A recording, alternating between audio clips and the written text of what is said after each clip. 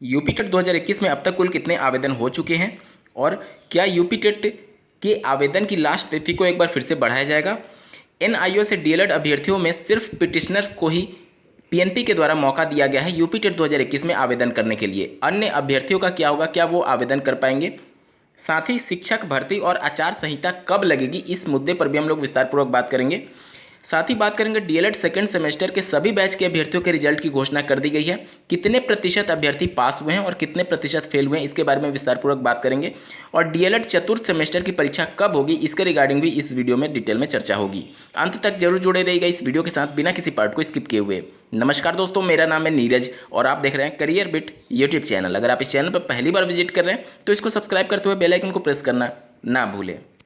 UP TET 2021 में अब तक कुल 11.64 लाख रजिस्ट्रेशन हो चुके हैं, यानी कि 11,64,000 अभ्यर्थियों ने अपना रजिस्ट्रेशन कंप्लीट कर लिया है। दिनांक 24 अक्टूबर 2021 के शाम तक कुल 11,64,931 अभ्यर्थियों ने रजिस्ट्रेशन कराया था, जिनमें से 10,42,092 अभ्यर्थियों ने शुल्क जमा करते हुए अपने आवेदन को पूर्ण कर लिया है, जिसमें से 6,44,042 अभ्यर्थी ऐसे हैं जो कि प्राथमिक और उच्च प्राथमिक दोनों के लिए आवेदन किए हुए हैं।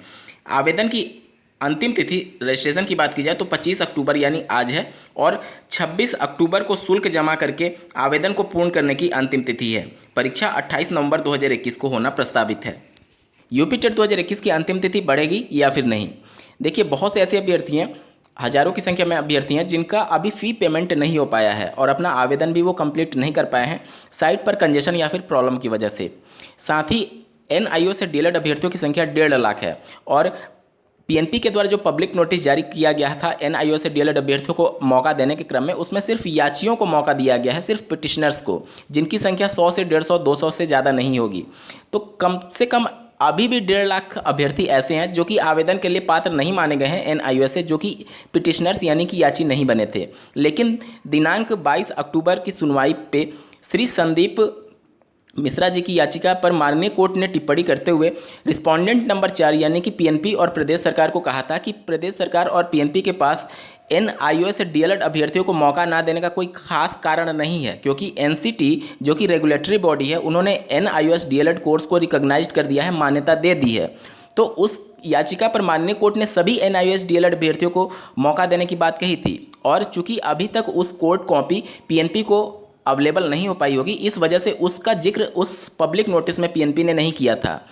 तो जब वो कोर्ट की ऑर्डर कॉपी पीएनपी को मिलेगी तो पीएनपी फिर से शासन को प्रस्ताव भेज सकता है और 1 से 2 दिन के लिए एक बार और तिथियों में बढ़ोतरी कर सकता है, ताकि वो सभी अभ्यर्थी जो याची नहीं थे लेकिन माननीय कोर्ट ने उन सबको भी मौका दिया है, तो उन सबको भी यूपी टेट 2021 में आवेदन करने का मौका देने के क्रम में पीएनपी 1 से 2 दिन समय बढ़ा सकती है। चुनाव आयोग उत्तर प्रदेश में अगले वर्ष होने वाले विधानसभा चुनाव की तैयारियों में लगा हुआ है। स्क्रीन पर आप इसके संबंध में एक आर्टिकल देख पा रहे होंगे। विधानसभा चुनाव 15 मार्च तक संभव और दिसंबर के अंत या फिर जनवरी के शुरुआत में ही इसके लिए अधिसूचना जारी की जा सकती है और उसके बाद आचार संहिता लग जाएगी। यानी प्रदेश सरकार के पास अब कम समय है, क्योंकि यूपी टेट 2021 का रिजल्ट 28 दिसंबर 2021 को घोषित किया जाएगा। प्रदेश सरकार ने जो कमेटी बनाई है, कम से कम कमेटी का रिपोर्ट जल्दी मंगा करके उसके आधार पर शिक्षक भर्ती का विज्ञापन जारी करने के लिए दिशा निर्देश जारी कर सकती है। अन्यथा की कंडीशन में अगर आचार संहिता लग गई तो फिर चुनाव आयोग से परमिशन लेनी पड़ेगी कि हम शिक्षक भर्ती का विज्ञापन जारी करें अथवा नहीं।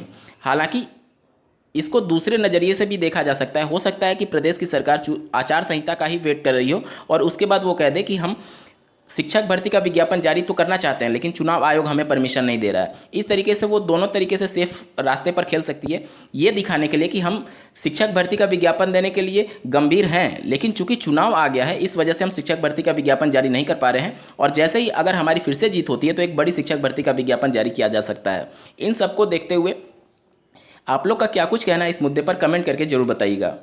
स्क्रीन पर आप एक वोटिंग पोल देख पा रहे होंगे जो कि 11 घंटे पहले कैरियर बिट के द्वारा किया गया था। डीएलएड सेकंड सेमेस्टर रिजल्ट में कितने अभ्यर्थी पास हुए हैं, इसमें अभ्यर्थियों ने 76% पास को सेलेक्ट किया था और इसमें कुल 4600 अभ्यर्थियों ने इस वोटिंग पोल में पार्टिसिपेट किया था, लेकिन सच्चाई इससे बिल्कुल उलट है।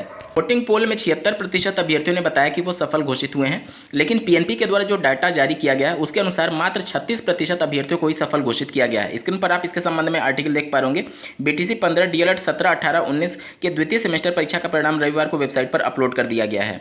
सितंबर में जो परीक्षा हुई थी उसमें 18 और 19 बैच को मिला करके 80,092 प्रशिक्षु पंजीकृत थे परीक्षा में सम्मिलित होने के लिए, जिसमें से मात्र 28,652 अभ्यर्थी ही सफल घोषित किए गए कि 18 और 19 बैच को मिला करके, यानी कि सिर्फ 35.77% अभ्यर्थी सफल हुए हैं।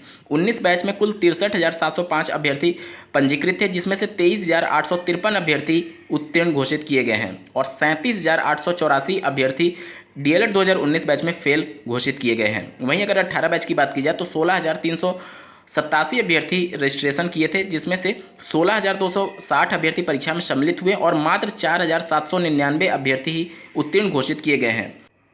बात करेंगे डीएलएड 2019 बैच के सेकेंड सेमेस्टर में जो अभ्यर्थी पास हुए हैं उनके चतुर्थ सेमेस्टर की परीक्षा का आयोजन कब होगा।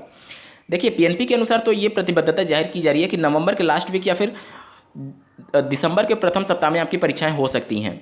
और अगर फोर्थ सेमेस्टर फ्रेश प्रशिक्षुओं के रिजल्ट की बात की जाए तो उनका रिजल्ट दिसंबर के प्रथम सप्ताह या फिर दिसंबर के दूसरे सप्ताह में घोषित होना प्रस्तावित है, क्योंकि 15 नवंबर तक इनके कापियों का मूल्यांकन ही हो रहा है।